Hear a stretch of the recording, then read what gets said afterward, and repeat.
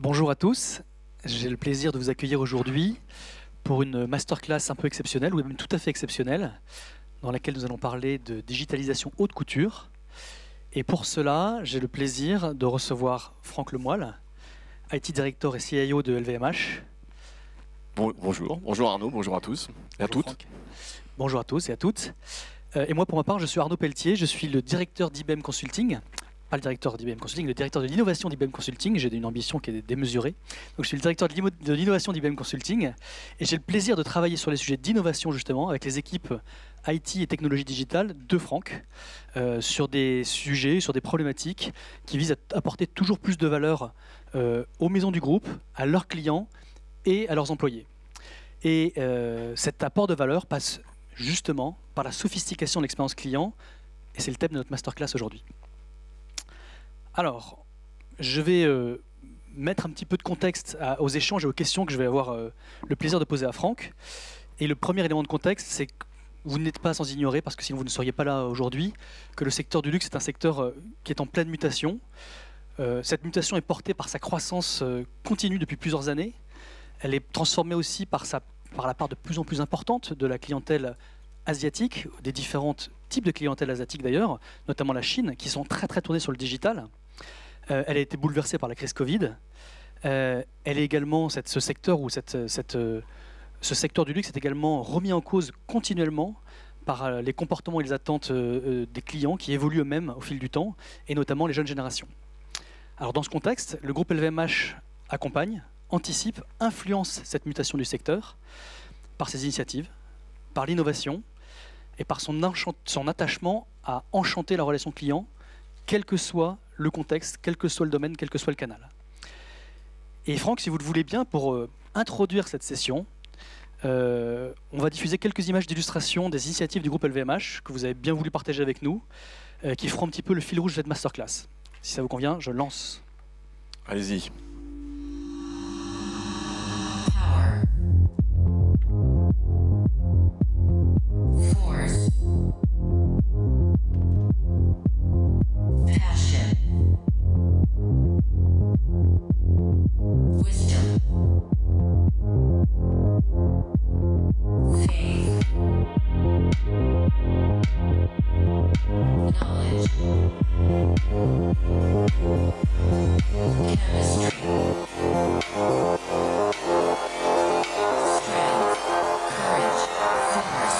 Intensity.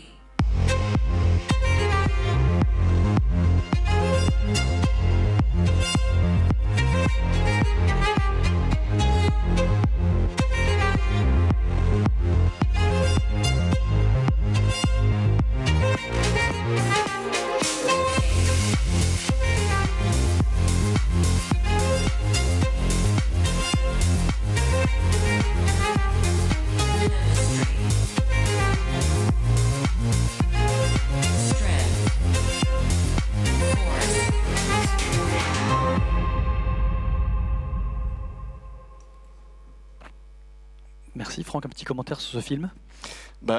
Écoutez, je pense que vous avez vu d'abord ce film, il a été ouvert par notre nouvelle égérie digitale qui s'appelle Livy. C'est la première fois qu'on a créé une égérie digitale qui a participé à l'Innovation Award et au Salon Vivatech. Voilà, et on va revoir Livy dans de multiples occasions et c'est quelque part notre porte de parole et notre ouverture vers le monde dont on aura l'occasion, je pense, de parler un petit peu de NFT, de métaverse et de microverse.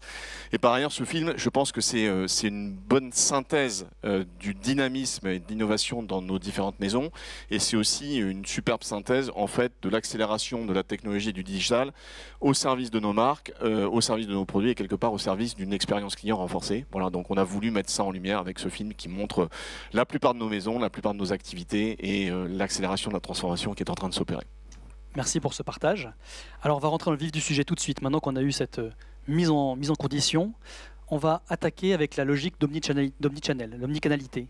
On a évoqué les attentes des consommateurs qui sont toujours plus fortes en termes d'expérience client. Et désormais, le secteur du luxe doit offrir des parcours digitaux qui sont premium, sans friction, et qui sont semblables à l'expérience en magasin.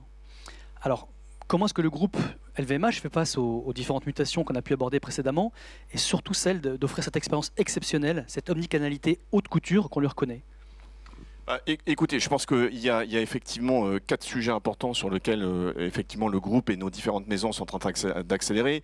Et je vais enfoncer des portes ouvertes en disant que de toute façon, les 2-3 dernières années qu'on a vécues ont été un accélérateur puissant. Alors même, on avait déjà commencé cette transformation e-commerce, digital, omnicanal, j'y reviendrai juste après, avant, avec des maisons porte-drapeau, notamment comme Louis Vuitton, comme Christian Dior Couture, comme Sephora, qui étaient effectivement des porte-drapeaux de cette transformation. Mais c'est vrai que depuis 2 ans, depuis 3 ans, on a une accélération incroyable et par ailleurs, on n'a pas fini d'avoir cette accélération puisque quelque part, la crise n'est pas complètement derrière nous. Hein. La Chine est toujours fermée et par ailleurs, au-delà de la Chine qui est toujours fermée, je pense que les comportements des clients et de nos prospects sont fondamentalement modifiés dans la durée et que effectivement, l'attente des clients est désormais une attente omnicanal, est une attente omniservice et d'avoir quelque part et d'éprouver la même émotion online qu'offline et c'est tout ce que on essaye effectivement de travailler et de pousser dans nos différentes maisons et au niveau du groupe. Je pense qu'on a 4 piliers et là aussi je ne vais pas non plus révolutionner avec les 4 sujets que je vais aborder. Premièrement, un pilier e-commerce, donc effectivement, même si c'est pas une stratégie et une fin en tant que telle, voilà, on a décidé que le e-commerce était un sujet important, mais c'est pas le sujet central. Le sujet, c'est effectivement la mise en perspective et la mise en commun du e-commerce et de nos magasins. Néanmoins, on a une attention particulière à l'e-commerce et de faire en sorte qu'il y ait une performance de plus en plus importante de l'e-commerce et surtout qu'on ait un e-commerce de qualité et de luxe et d'émotion et de sensorialité, ce qui est effectivement un défi du quotidien dans l'univers du luxe. On se doit d'avoir une expérience aussi quelque part efficace que des pure players, mais en même temps il faut garder cette magie de l'émotion et de l'expérience qu'on a dans l'univers du luxe. Deuxièmement, on a un sujet qui est très important pour avoir cette expérience omnicanal sans couture, c'est aussi de remettre le magasin et au-delà de remettre le magasin, de remettre le vendeur, le conseiller de vente, le beauty advisor au centre de la relation avec les clients pour que ça soit véritablement un pilier de cette vision omnicanal. Le troisième sujet, qui est un sujet extrêmement important, c'est celui qu'on appelle l'omnicanal, et de créer les conditions avec des plateformes technologiques d'avoir des processus de stock, d'avoir des processus de service, d'avoir des processus d'interaction avec le client, d'avoir des processus de réparation, parce que la réparation, prendre soin des produits dans l'univers de luxe, c'est extrêmement important, qu'ils soient effectivement omnicanal et qualitatif. Et le quatrième pilier de l'efficacité de cette approche omnicanal sans couture, comme vous le dites, c'est aussi l'utilisation de la data. Alors bien entendu, l'utilisation raisonnée de la data, on est dans l'univers du luxe. Ce qui est le plus important de l'univers du luxe, c'est nos clients, c'est le patrimoine c'est le patrimoine informationnel de nos clients et de le protéger, de le sécuriser. Et donc effectivement, d'utiliser la donnée de façon raisonnée, mais néanmoins pour développer une expérience ultime, plus personnalisée, qui va permettre à un vendeur d'interagir avec son client de façon qualitative ou permettre à un client d'engager sur les différents canaux de façon extrêmement efficace. Donc en fait, ce qu'on essaye de faire dans nos maisons et au niveau du groupe, c'est d'avancer sur ces 4 piliers: e-commerce, omnicanal, relations clients, CRM, vendeurs augmentés, data, pour faire en sorte qu'on crée effectivement des parcours de plus en plus sans couture, que ces 4 sujets soient quelque part en permanence, en miroir et en croisement, pour créer effectivement de la valeur, à la fois pour nos maisons, pour nos produits, mais aussi pour nos clients. Très bien, merci. On va revenir sur certains de ces piliers, certains de ces axes que vous évoquez là. Et je voudrais revenir sur le premier. Je retiens de ce que vous avez dit un certain nombre d'éléments, notamment celui que la boutique, ce qui se passe en boutique, l'expérience en magasin, en boutique, reste un élément clé du dispositif omnicanal. Et donc, à ce titre-là, le conseiller reste un pivot de la relation, un garant de l'accueil, du service, de l'expérience qui est offerte. Comment a-t-il aidé, outillé, augmenté en quelque sorte ? Alors ça, c'est un des axes majeurs qu'on a au sein du groupe LVMH, de nos maisons. Je ne suis pas sûr d'ailleurs qu'on soit les seuls. Alors j'espère qu'on est en train de prendre de l'avance sur tous nos amis et chers collègues, mais néanmoins je ne pense pas qu'on soit les seuls. Ce qui est important, une fois de plus, je le redis, le e-commerce n'est pas une fin en soi. Ce qu'on cherche vraiment, c'est l'omnicanal, et ce qu'on cherche aussi, c'est, et surtout en ce moment, que le monde se rouvre, c'est de faire en sorte que nos clients viennent dans nos magasins, connaissent l'expérience ultime d'un service personnalisé, d'un accueil personnalisé.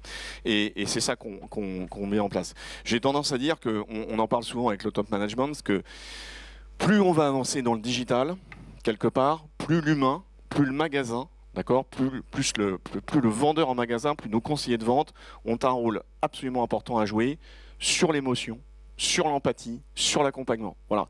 Toutes les expériences digitales, toutes les expériences renforcées par la data pourraient être aussi qualitatives qu'on le souhaite. L'émotion, l'empathie, l'accompagnement, ça viendra quand même à nouveau d'une expérience client personnalisée en magasin. Et qu'est-ce qu'on essaye de faire? Eh ben, c'est de développer une stratégie extrêmement agressive en matière d'équipement technologique de nos forces de vente. Donc la plupart de nos conseillers de vente aujourd'hui, plus de 40 000 conseillers de vente LVMH dans le monde sont équipés d'applications de clienteling, voilà, donc qui permet de connaître et de reconnaître et d'interagir de façon personnalisée avec un vendeur. On a passé ce stade aujourd'hui parce que ça c'est à la limite c'est ce qu'on faisait il y a 2 ans. Aujourd'hui on veut véritablement que l'application de clienteling, le fameux iPhone ou le device mobile de nos conseillers de vente soit vraiment un outil où il va pouvoir effectivement partager du contenu, donc partager des recommandations de produits, partager des informations de stock, être capable d'accueillir notre client avec une gestion de rendez-vous, être capable de faire notamment quand le client le souhaite ou quand les conditions sont un peu compliquées, de la vente à distance dans de bonnes conditions en présentant nos produits dans les meilleures conditions possibles, donc tout ce qui est vidéo selling, remote selling. On est en train de fluidifier complètement le parcours de paiement et le parcours d'engagement final avec une connexion directe entre nos applications de clienteling et nos points de vente. Donc voilà, donc de mettre toute la technologie possible dans les mains, donc sous les doigts du vendeur pour faire en sorte que prise de rendez-vous, connaissance du client, accompagnement, suggestions, recommandations, wishlist, interopérabilité entre le magasin, le client et la plateforme web deviennent une réalité et c'est ça qu'on appelle quelque part le vendeur augmenté et de faire en sorte qu'il ait tout ce qu'il faut d'un point de vue digital pour se concentrer sur le bon discours, le bon accompagnement et la meilleure proposition d'expérience à nos clients. D'accord, très bien. Et peut-être pour revenir sur un des points précédents, ce vendeur augmenté, comment est-ce qu'il peut faire face à ces attentes d'une clientèle, je pensais justement à ces clientèles asiatiques qui ont un comportement un peu particulier, ou en tout cas des attendus qui sont spécifiques, qui sont culturels. Et encore je dis clientèle asiatique, c'est les clientèles asiatiques, il y en a plusieurs, je pense en particulier aux Chinois. Est-ce que là-dessus, il y a quelque chose qui a été... La Chine est de toute façon un écosystème qui devient de plus en plus spécifique. Et c'est vrai qu'en tout cas, la Chine, mais pas que la Chine, hein, la Chine a été... Et d'ailleurs, c'est en train de passer sur d'autres parties du monde. Effectivement, on a de plus en plus une génération de clients qui est de plus en plus attachée à interagir sur ce qu'on appelle ces réseaux sociaux à valeur ajoutée. Donc les plateformes de type Line au Japon, de type Kakao en Corée, de type, bien entendu, WeCom en Chine. Mais on a la même chose sur Instagram et sur Facebook aux États-Unis. Donc effectivement, la particularité du client chinois, mais quelque part des autres clientèles asiatiques, coréennes, japonaises et aussi américaines bientôt, c'est d'interagir sur ces réseaux-là, sur ces canaux-là. Et effectivement, en matière de technologie, on s'empare bien entendu de cet univers. Et donc, on va développer tout un univers d'applicatifs. Aujourd'hui, un univers d'applications qui va se baser avant tout sur Kakao, qui va se baser avant tout sur Line, qui va se baser avant tout sur WeCom, qui vont devenir quelque part les frontaux, si je peux employer un terme un peu technique, d'engagement avec nos clients, d'interaction avec nos clients, tout en étant appuyés sur nos fondations, je dirais clienteling, e-commerce spécifiques. Voilà. Et c'est vrai qu'aujourd'hui, par contre, la Chine a un niveau de maturité où c'est quelque chose qui est acquis et il est important d'interagir dans cet univers spécifique. Et par ailleurs, la Chine, effectivement, on le sait tous, hein, est en train de générer un écosystème technologique totalement spécifique, avec des règles de compliance et de privacy qui deviennent aussi particulièrement spécifiques. Et donc, on se doit de plus en plus, on n'est pas les seuls à le faire, mais je pense qu'on prend le point comme il faut, de développer un écosystème spécifique en Chine avec ces technologies pour interagir avec nos clients, en tout cas en Chine, avec ce niveau d'exigence qu'ils attendent et auquel ils sont affrontés ou confrontés dans leur vie quotidienne, en fait. C'est ça la vraie spécificité de l'univers chinois. Très bien, merci. Donc je comprends qu'on est dans une logique d'adaptation, de personnalisation. Et justement, cette personnalisation dans l'expérience omnicanal, c'est un élément clé. Un élément clé, et pour ça, les données jouent un rôle essentiel. Alors, comment est-ce que cette mine d'or, comme on l'appelle parfois, comment est-ce que cette mine d'or est valorisée et utilisée au service de l'expérience client chez LVMH ? Elle est utilisée, en fait, c'est aussi un des piliers que je mentionnais précédemment. C'est-à-dire qu'aujourd'hui, effectivement, la data est un sujet essentiel. La data, effectivement, client, qui va nous permettre d'interagir et de personnaliser la relation avec nos clients. La data supply et distribution qui va nous permettre d'être plus pertinent en termes d'affectation des produits, d'allocation des produits au meilleur marché, au meilleur magasin, qui va nous permettre effectivement d'être le plus réactif dans notre processus de production. Donc, la data joue un rôle essentiel. exponentielle et depuis à peu près 2 ans, on a mis en place un programme extrêmement agressif au niveau du groupe LVMH pour utiliser ces données, notamment sur les 3 territoires que j'ai expliqués, et notamment le territoire client, où bien entendu, dans le respect de l'autorisation et des données que vont nous confier nos clients, voilà, donc s'ils y consentent et qu'ils sont d'accord, on va être effectivement en situation d'utiliser un certain nombre d'informations à valeur ajoutée sur eux pour leur proposer une personnalisation de l'expérience client, une personnalisation des newsletters, une personnalisation des emailing, une personnalisation du parcours d'achat quand ils viennent sur nos plateformes, des actions de recommandation et un univers d'informations qu'on va mettre à disposition de nos vendeurs pour quand notre client vient en magasin, quelque part notre vendeur soit aussi augmenté par un certain nombre de tags ou d'informations qui vont être récupérées du parcours d'achat client et mises à disposition pour une expérience à nouveau plus personnalisée et plus sophistiquée. Donc voilà tout ce qu'on essaye de faire sur la data. Et ça, c'est un focus majeur qu'on a depuis 2 ans, une accélération importante. On a une vingtaine de nos maisons qui sont très empreintes sur ce sujet-là et on va continuer à amplifier les choses. Très bien, merci. Alors là encore, en lien avec la data, il y a un nouveau terrain de jeu un peu plus exploratoire, ou en tout cas une autre mutation qui va probablement bouleverser le secteur du luxe lui aussi. Ce secteur qui commence d'ailleurs à s'en emparer, ou en tout cas à l'expérimenter, c'est tout ce qui concerne la blockchain, qui va supporter les NFT, et ça va nous amener au sujet du Web3 et du métaverse. Donc finalement, ma première question sur ce thème, quels usages aujourd'hui le groupe LVMH perçoit dans la blockchain ? Alors, on entre dans un nouveau territoire. Vous savez, en tout cas pour la blockchain, on y voit. D'abord, le groupe LVMH est particulièrement actif sur ce sujet-là, puisque il y a à peu près 4 ans, on a créé la première blockchain du luxe avec un certain nombre de nos confrères de l'industrie, et on s'en félicite. Et donc, on n'est pas les seuls à intervenir là-dessus. On a créé ce consortium Aura avec le groupe Prada. On a créé ce consortium Aura blockchain avec le groupe Richemont et la maison Cartier. On a été rejoint récemment par la maison italienne Only the Brave. On a été rejoint aussi récemment par le groupe Mercedes-Benz Daimler. Et donc l'objectif effectivement c'est de créer les conditions d'avoir une blockchain de l'univers du luxe pour l'univers du luxe. Et surtout on y voit une opportunité sur tout ce qui va concerner la traçabilité. Et donc c'est extrêmement important, même si on est quelque part totalement certain de l'origine de nos produits, renforcer la dimension d'authenticité, renforcer la dimension de traçabilité, renforcer les capacités à connaître un certain nombre de composants extrêmement, entre guillemets, exclusifs et luxe qu'on a mis dans nos produits, renforcer le fait que le savoir-faire est un savoir-faire français, italien, européen, est extrêmement important. Donc on y voit effectivement un support, un outil complémentaire de traçabilité. Donc ça c'est le premier point. Le deuxième point, on y voit aussi quelque part dans un monde qui va être de plus en plus, et on aura peut-être l'occasion d'en parler, bouleversé par les problématiques d'environnement, de durabilité, d'y porter des informations à valeur ajoutée qui vont permettre effectivement une transparence encore plus importante sur ces sujets-là vis-à-vis de nos clients finaux.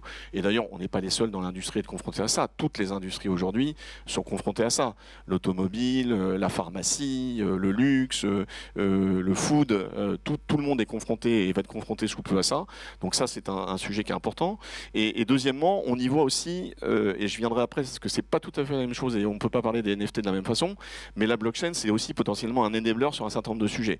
Donc la blockchain, c'est la garantie, quelque part, d'associer potentiellement un certificat à tous nos produits. Ce certificat, c'est un passeport pour l'histoire dans le temps, pour la réparabilité, ce qui est très important.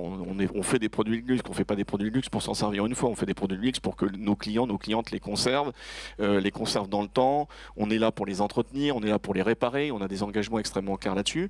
Et par ailleurs, je m'arrêterai là-dessus parce qu'on peut en parler pendant des heures, mais potentiellement la blockchain est aussi un enabler sur tout ce qu'on va appeler le B2B. C'est-à-dire qu'aujourd'hui, on a quand même encore un certain nombre de nos industries, de nos maisons qui sont en processus B2B. C'est-à-dire qu'on ne connaît pas toujours en permanence qui va acheter un parfum dans un grand département de store ou qui va acheter une bouteille de vin dans une bouteille de champagne chez un grand distributeur.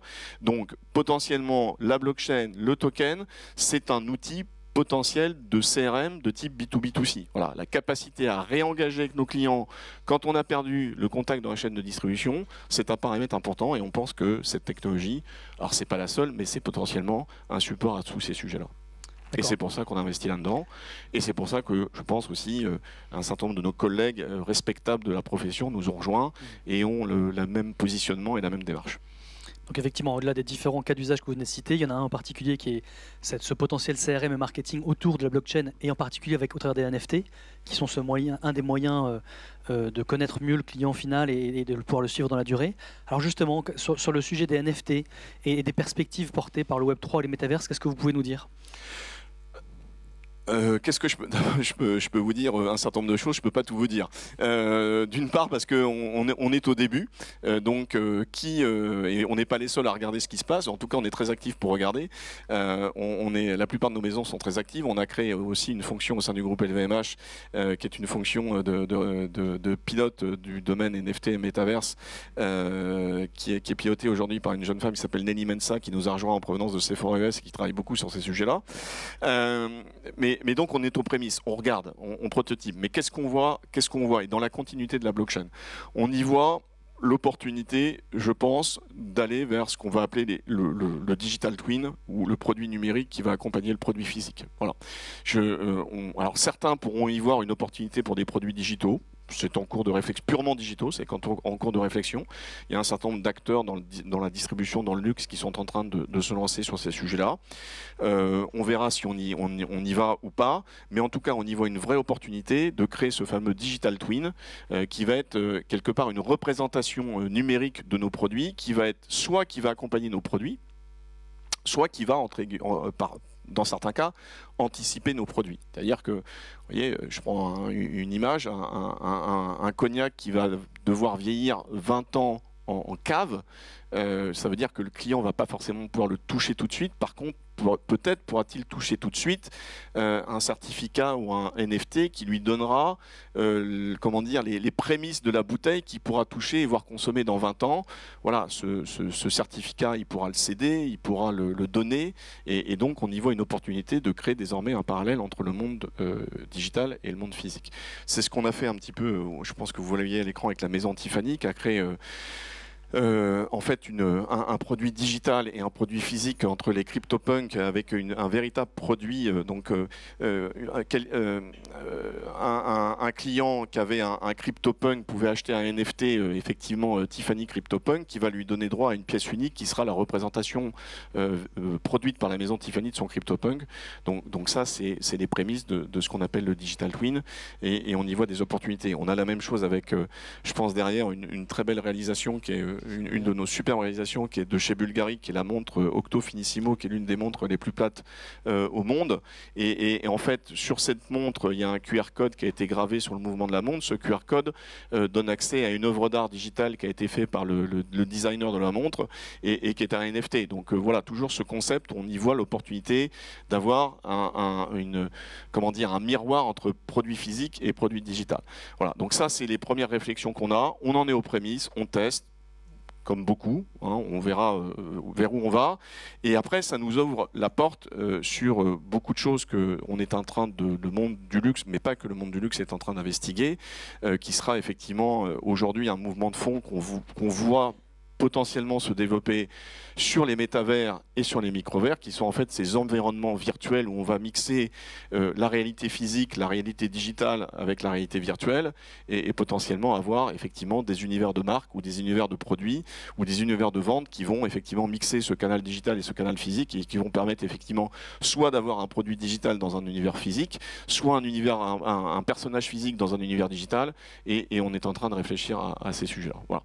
Bon, par ailleurs, et on y croit beaucoup, dans le métaverse, on n'est pas non plus en train de révolutionner tout. On a des choses qui sont en train de monter en perspective et qui existaient déjà.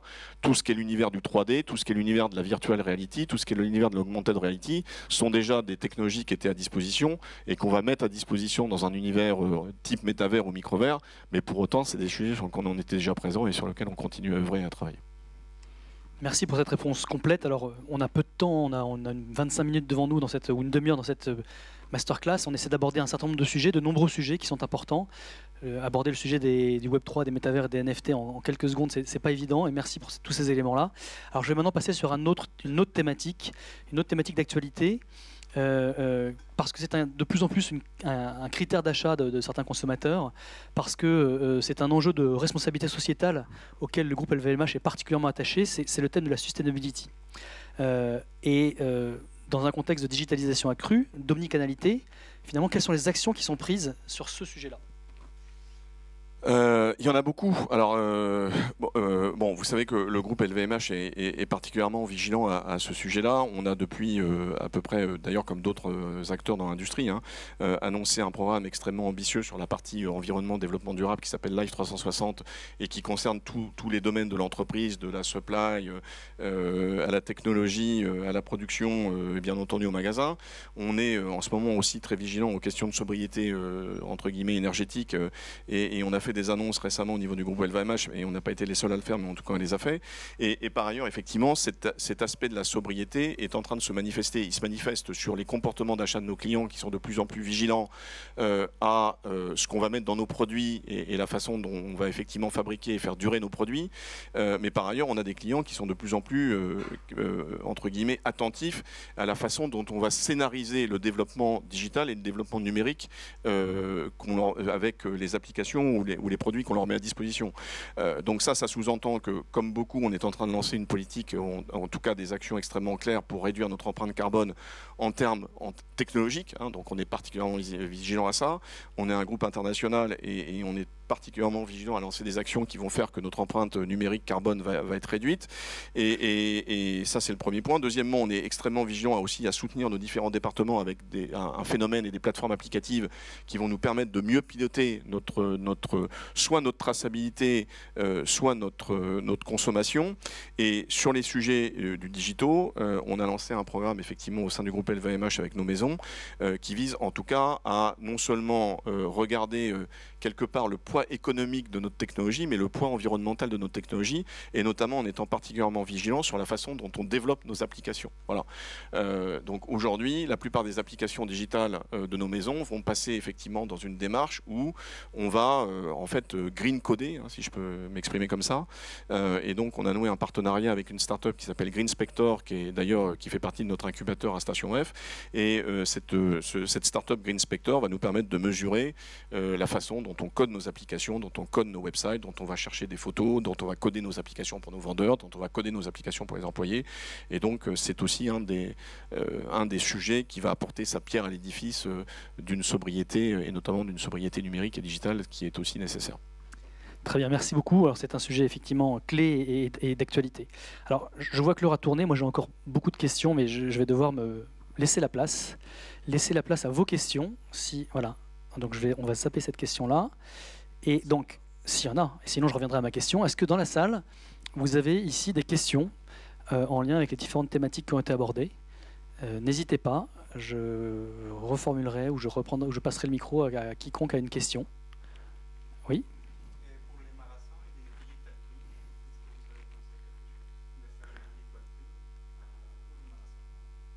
Un digital twin du magasin. Parce qu'il faut que je reformule la question pour l'enregistrement. Donc, est-ce que vous avez pensé à faire un digital twin dans le magasin ou du magasin? Non, pas encore. C'est une bonne suggestion, merci. On n'a pas encore pensé à ça. Non, on est plutôt, comme je vous l'ai dit, on est plutôt aujourd'hui concentré sur le produit. Voilà. Donc on imagine que les principales opportunités ou les principaux use cases sont effectivement aujourd'hui au niveau du produit. Par ailleurs, rien n'empêche effectivement que effectivement on ait des NFT qui aillent jusqu'au client et il va y avoir une interaction client. Mais on n'en est pas encore à avoir un digital twin du magasin. Par contre, alors là, si votre question va dans ce sens-là, il est clair que sans rentrer dans le détail, on réfléchit quand même à ces univers de type microvert qui vont nous permettre, ou microverse, pardon, qui vont nous permettre effectivement potentiellement de scénariser une boutique virtuelle et de permettre à un conseiller de vente de se déplacer dans un espace virtuel. D'ailleurs, c'était une des innovations qu'on a montré à Vivatech avec la maison Vuitton qui avait un conseiller de vente qui interagissait avec nos clients physiques dans un univers virtuel. Donc on n'est pas dans le digital twin, mais si on va dans le digital univers de demain, voilà, on commence à toucher ces questions-là et on commence à les aborder, effectivement. Voilà. Merci. Une autre question? Oui?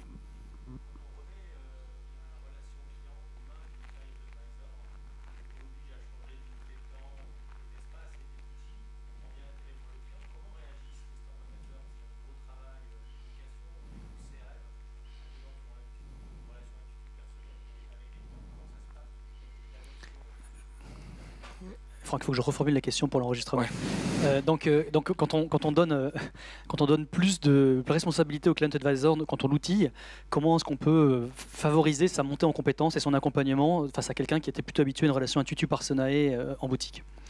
Alors merci, c'est une question super importante parce que ça prend beaucoup d'énergie. Alors bon, la réponse va pouvoir vous paraître bateau, mais globalement ça se passe bien parce que de toute façon l'intuitu personae que vous mentionnez, il reste, d'accord, hein. L'objectif aujourd'hui, c'est de bien faire en sorte que nos clients aient de plus en plus une interaction importante, individuelle avec leurs clients ou des clients ou de nouveaux clients ou des clients existants.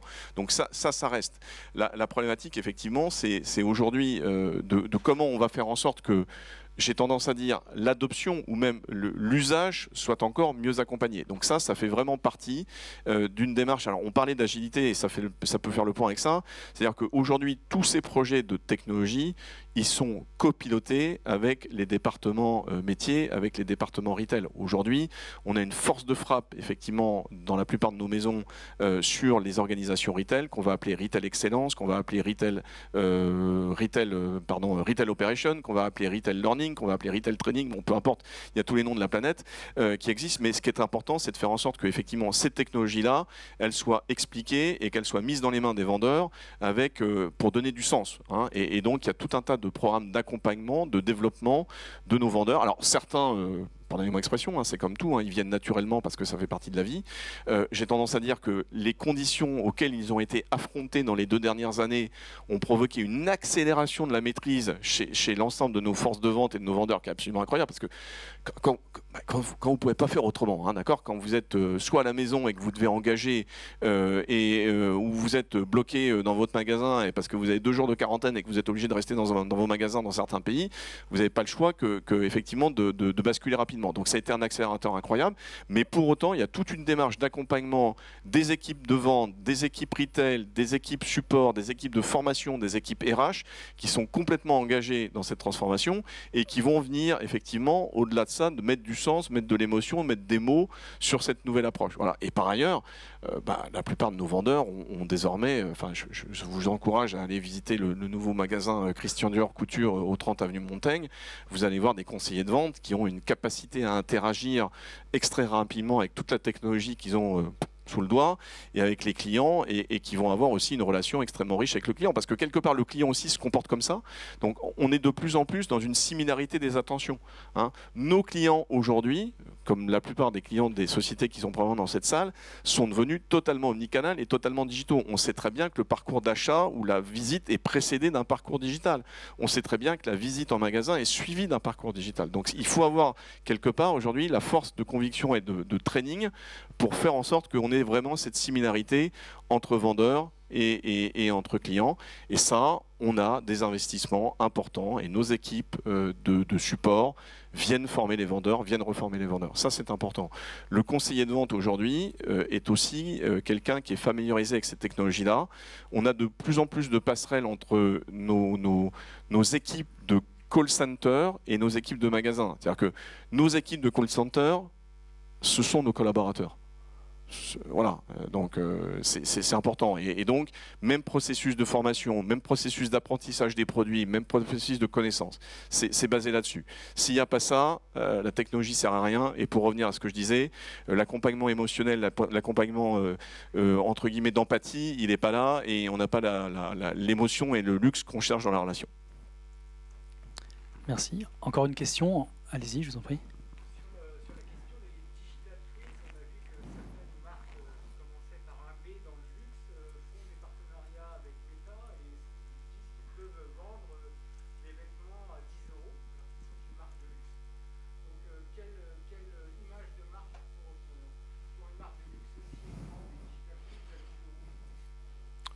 Je sais pas quelle est la marque qui commence par un B, voilà, mais c'est à la limite, c'est à eux de le dire, c'est pas à moi de le dire. En tout cas, on va leur laisser faire ça. Je pense qu'aujourd'hui, notre problématique, on est présent sur Meta, on est présent sur Facebook, mais je suis pas sûr que on aille vers ça. Donc je sais pas. Pardonnez-moi l'expression, c'est pas moi qu'il faut poser la question, c'est à eux. Je sais pas vous répondre.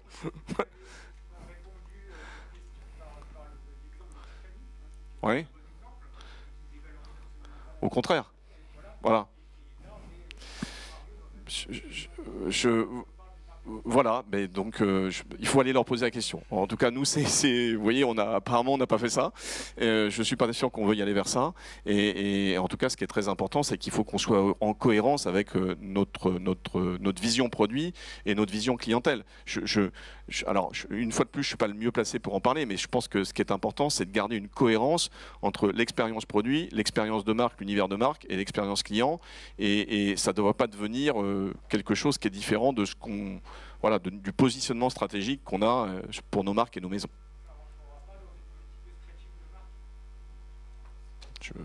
On verra, je ne sais pas. En tout cas, ce n'est pas notre orientation actuelle. C'est de rester en cohérence. Voilà. Encore une petite question peut-être? Oui. J'ai pas reformulé. Quel avenir pour Livy? Bah, écoutez, Livy, elle est là, donc on va continuer à la faire vivre. Et donc, j'imagine qu'on va continuer à revoir Livy dans les. D'ailleurs, on continue à voir Livy en interne, puisqu'elle est toujours là pour ouvrir un certain nombre d'événements. On pense que Livy, aujourd'hui, ça sera quelqu'un qui sera encore une personnalité qui sera là dans les prochaines démarches d'innovation. Et après la problématique, on verra comment on va pouvoir faire vivre Livy, ou, je ne sais pas, les petites sœurs de Livy ou les petites cousines de Livy dans des univers qui vont être des univers que j'évoquais précédemment de métaverse et de microverse. Voilà. Donc elle est là, elle est jeune, elle est en forme. Donc j'imagine qu'on va la revoir sous différentes dimensions et dans différents univers. Une fois de plus, je pense que c'était c'est un personnage qui est une prise de parole, qui a vocation à matérialiser cette conjonction des deux mondes, à la fois pour nos clients et à la fois pour nos employés. Et on va continuer à faire vivre Livy. Je suis sûr que vous viendrez au prochain Innovation Award et à Vivatech l'année prochaine, vous verrez Livy. Est-ce qu'elle sera tout à fait sous la même forme? Est-ce qu'elle aura revêtu d'autres marques ou d'autres produits? Mais en tout cas, je pense qu'elle sera là. Merci. Alors, je vous propose de clore cette partie questions-réponses. Si certains ont encore des questions qui n'ont pas pu, peut-être qu'on peut rester juste quelques instants pour ceux qui vous le voudraient. Merci Franck d'avoir affronté cette chaleur tropicale à mes côtés. Merci à tous d'être restés jusqu'au bout. Et à très bientôt. J'étais à Singapour la semaine dernière, ça me rappelle la même chose.